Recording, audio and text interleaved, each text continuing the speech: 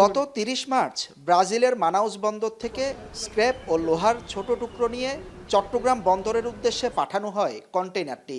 ৩ August Chittagong বন্দরে পৌঁছানোর পর শুরু হয় খালাস প্রক্রিয়া। এ সময় বন্দর গেটে রেডিয়েশন ডিটেকটিভ সিস্টেমে ধরা পড়ে তেজস্ক্রিয়তা।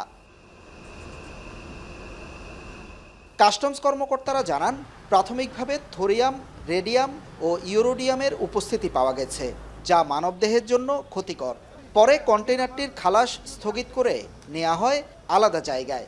বন্দর কর্তৃপক্ষের টার্মিনাল ম্যানেজার সোনাকে চিঠির মাধ্যমে এটা নিরাপদ স্থানে রাখা হয়েছে কন্টেইনারটি। অ্যাটমিক এনার্জি কমিশনের এদের কাছে আধুনিক ডিভাইস আছে, এরা এসে এটা যখন এটা রিকভারি করবে তখন এটা সঠিক মাত্রাটা জানা যাবে।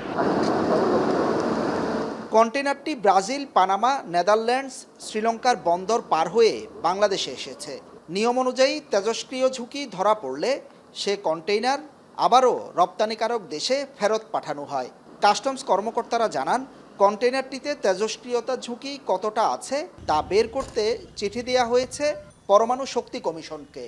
মেগাপোর্ট আসলে বাংলাদেশ অ্যাটমিক এনার্জিকে পত্র প্রেরণ করে এবং পত্রের প্রেক্ষিতে অ্যাটমিক এনার্জি থেকে প্রতিনিধি এসে পণ্য চালানটি পরীক্ষা করে এবং পরীক্ষা করার পরে পরবর্তী সিদ্ধান্ত আসলে অ্যাটমিক এনার্জির সিদ্ধান্ত বা তাদের প্রতিবেদনের উপরে নির্ভর করে। তো যতটুকু জানা গেছে ইতিমধ্যে তারা অ্যাটমিক এনার্জিকে পত্র প্রেরণ করেছে এবং প্রতিনিধি আসলে আমরা কাস্টমস থেকে পরবর্তী পদক্ষেপ নিব।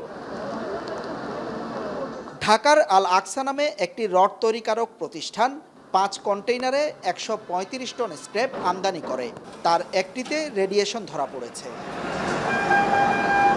হোসাইন জিয়াদ, এখন, চট্টগ্রাম।